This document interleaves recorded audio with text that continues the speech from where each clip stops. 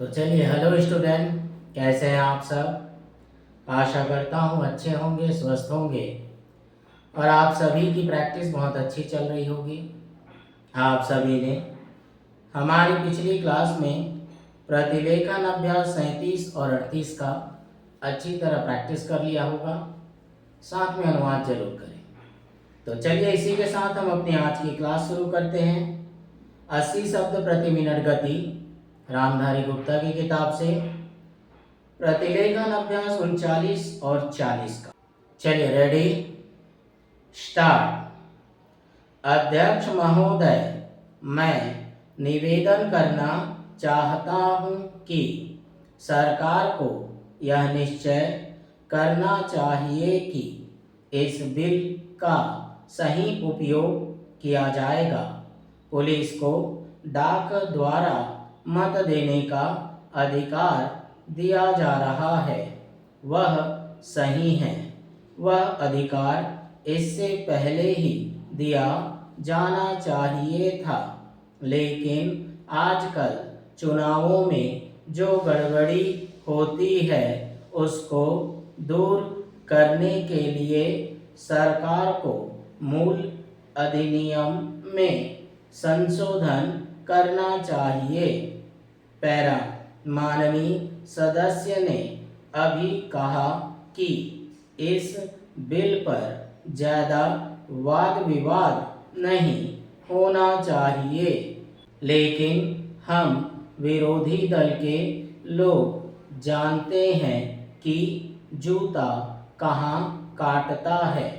अगर कांग्रेस पार्टी चुनाव से पहले गद्दी छोड़ दे और सरकार में ना रहे, तब हम देखेंगे कि कांग्रेस को कितने वोट मिलते हैं।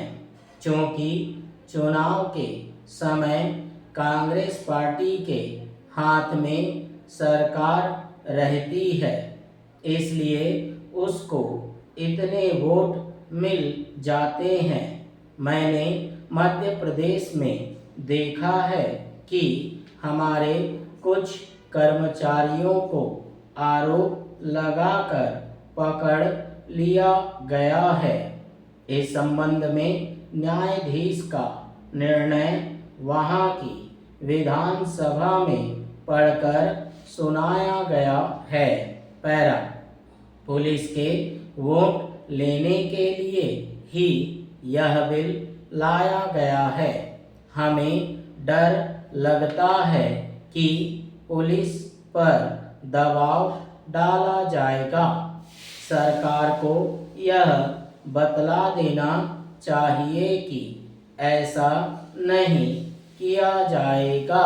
यदि आरंभ में ही चोर चोर का शोर मचा दिया जाए तो चोर घर में नहीं घुसता है, क्योंकि वह जानता है कि लोग जागे हुए हैं।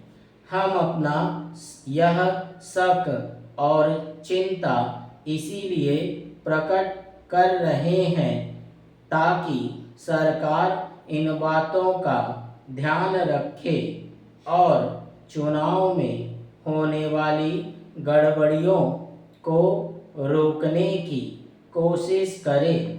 यह जो छोटा सा बिल लाया गया है वह किसी विशेष मतलब से लाया गया है। जैसा कि विरोधी दल के अन्य माननीय सदस्यों ने कहा, यह बिल किसी विशेष पार्टी के हित के लिए नहीं लाया गया है। केवल अपने प्रदेश से बाहर काम करने वाले पुलिस के आदमियों को डाक द्वारा मत देने का अधिकार देने के लिए नहीं लाया गया है। मैं निवेदन करना चाहता हूं कि अभी देश में वे स्थितियां पैदा नहीं हुई हैं जिनमें वह अपने मत के अनुसार जिसको चाहे वोट दे सके। सदस्यों ने कहा है कि मध्य प्रदेश के लोग जो नागालैंड में हैं, बेशक उनको यह अधिकार देना चाहिए, लेकिन इसके साथ साथ यह भी कहा जाता है कि हमारे राज्य में पुलिस के लोग हैं। पैरा अध्यक्ष महोदय, मैं कहना चाहता हूँ कि हर आदमी को यह अधिकार है कि जिसको वह चाहे डाक द्वारा मत भेज सके। ऐसा तो नहीं है कि सभी मत किसी एक अधिकारी के सामने ही इकट्ठा करके भेजे जाते हैं।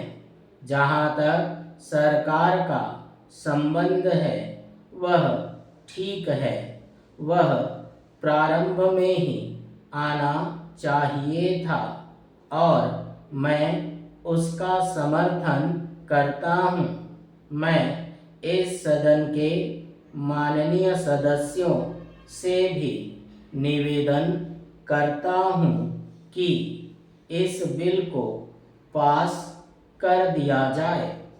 खेती में उन्नति न होने का कारण क्या है? उसका एक कारण यह है कि खेती से संबंधित जितने विभाग हैं उसमें आपस में समन्वय नहीं है।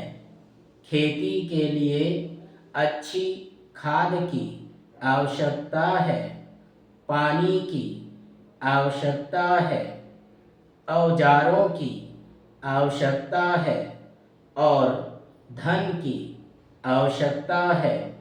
इन सारी चीज़ों के लिए अलग अलग विभाग हैं। मालूम ऐसा पड़ता है कि उनका आपस में कोई संबंध नहीं है। वे आपस में मिलकर कोई योजना नहीं बनाते जिससे खेती की आवश्यकताएं पूरी होती। इसलिए जब तक उनमें आपस में तालमेल नहीं होगा तब तक खेती की उन्नति नहीं हो सकती है। दूसरा कारण यह है कि योजना की बिल्कुल कमी है। इसके अलावा कृषि कॉलेजों से निकले हुए जो स्नातक होते हैं, जो खेती की बातों को जानते हैं, उनमें से एक भी आदमी खेती करने के लिए तैयार नहीं है। सभी प्रोफेसर बनने के लिए तैयार हैं, खेती के लिए कोई भी तैयार नहीं है। एक बात मैं माननीय मंत्री जी से विशेष रूप से कहना चाहता हूँ। अधिक उपज न होने का एक कारण यह है कि जो खेत में काम करते हैं वे उसके मालिक नहीं हैं। खेत किसी और का है और काम कोई और कर रहा है। इसलिए मेरा कहना यह है कि किसानों में जब तक यह भावना पैदा नहीं होगी कि यह मेरी भूमि है, तब तक अधिक उपज नहीं हो सकती है। इसके लिए आप जब तक भूमि सुधार नहीं करेंगे तब तक कोई बात बनने वाली नहीं है। दुर्भाग्य से इस देश में खेती करने वाले बहुत कम लोग ही भूमि के स्वामी हैं। पैरा, खेती की उन्नति के मूल आधार हैं पानी, खाद, बीज, धन, उपज का उचित दाम और भूमि सुधार। इन सब की ओर कृषि मंत्रालय का ध्यान नहीं है। सरकार को प्रत्येक खेत को पानी और हर आदमी को काम देना सुनिश्चित करना चाहिए। ठीक है, तो चलिए ये रहा हमारा 80 शब्द प्रति मिनट गति का डिक्टेशन, प्रतिलेखन अभ्यास 39 और 40। ठीक है, इसकी आप अच्छी तरह प्रैक्टिस कीजिए, रोज प्रैक्टिस कीजिए और अनुवाद जरूर करें, और समय मिले तो सब्सक्राइब भी करें। ठीक है, तो चलिए इसी के साथ हम अपनी आज की क्लास समाप्त करते हैं। मिलते हैं अगले अभ्यास में प्रतिलेखन अभ्यास 41 और 42 के साथ। ठीक है, चलिए आज इतना।